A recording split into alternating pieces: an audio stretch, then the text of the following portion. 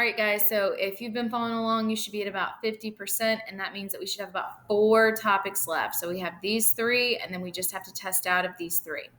So we're going to do punctuating compound sentences with FANBOYS. I'm going to go ahead and click this and hit the practice button, and we're going to get started. We're going to fix any punctuation or capitalization errors below. Click Submit Answer if there are none.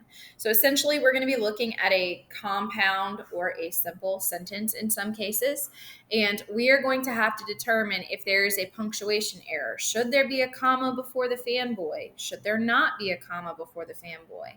If they put a period in there and they actually capitalize the word that followed it, but we take that period out and we change it to a comma, or we just completely remove the punctuation altogether, do we still need to have that capital letter? So I'm going to walk you through a couple examples of these, and then you guys should be fine to do these on your own. Make sure that you're paying attention and rewatch if you need, okay? Fix any punctuation or capitalization errors below. Click Submit Answer if there are none. So sometimes we might not have any errors and we can just submit answer. Robbie Ross wants to go to the beach next weekend, but the forecast says it's going to rain. I've done enough practice by now to be able to identify when I might have a compound sentence, when I might have a comma joining 2 complete thoughts. So I'm just going to check. I see my fanboy right here is but. Look all the way to the left. Robbie Ross wants to go to the beach next weekend. Robbie Ross is my subject. My predicate wants to go to the beach. So I have a subject and I have a predicate. I have someone or something doing a verb. So this is a complete sentence. Let me look to the right of the fanboy. The forecast says it's going to rain. Our subject is the forecast, and the predicate is says it's going to rain.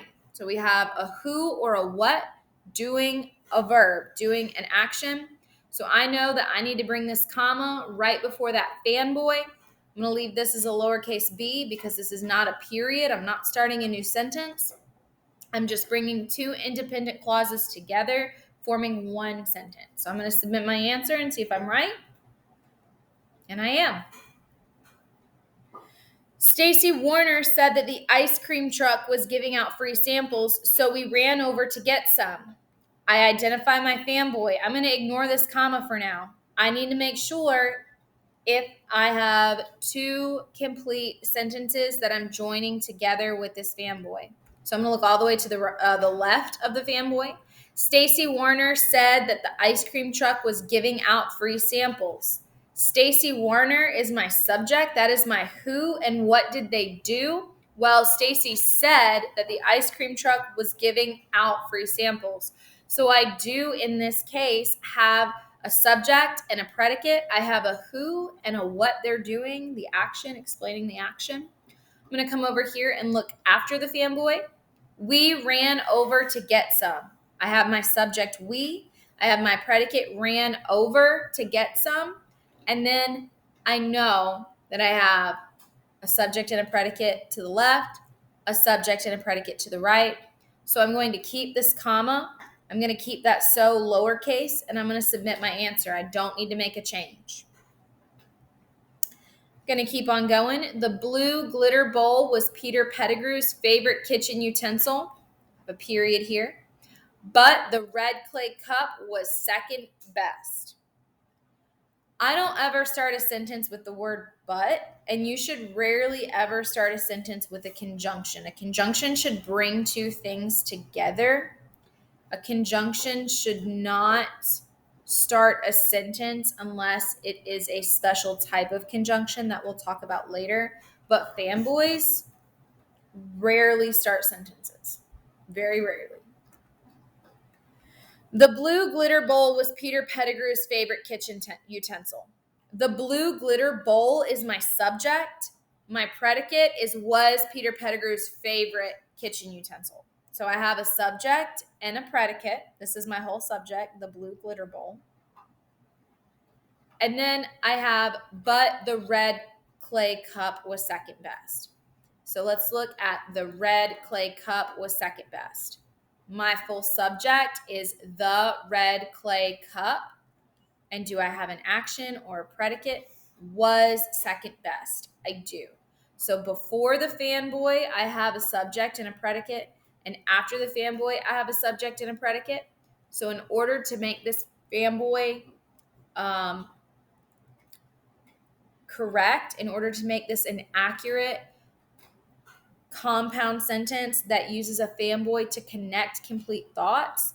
I'm going to click on this period until it turns into a comma, and then I'm going to click on the word but and make it a lowercase but, and I'm going to hit submit answer. The sheep made Kronk nervous, but the bleeding goats calmed him down. The sheep made Kronk nervous. My subject is the sheep, and the action that they're doing is made Kronk nervous. They made him nervous. So I have a subject and a predicate over here. The bleeding goats calmed him down. The bleeding goats calmed him down. So we're going to go ahead and say I have a complete thought over here, and I have a complete thought over here. I'm going to do away with this semicolon. You don't need it. I will tell you what semicolons do a little bit later, but you don't need to know right now.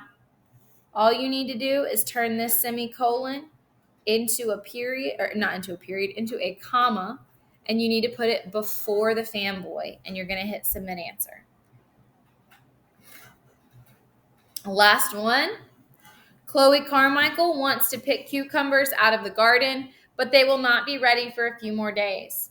I have a subject, Chloe Carmichael. I have a predicate, wants to pick cucumbers.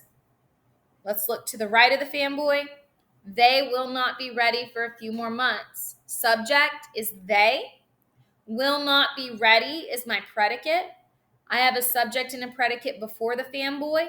I have a subject and a predicate after the fanboy. So that means I need to have a comma before my fanboy, and I need to make sure that this but is lowercase. So I'm going to hit submit answer. It's going to tell me that I'm correct, and that's going to wrap up this section.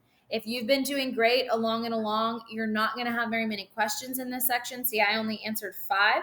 So if you've been staying right on track with me, this has been making sense to you, you shouldn't have that many questions yourself. If you do your best, work through them. If you need help, let me know.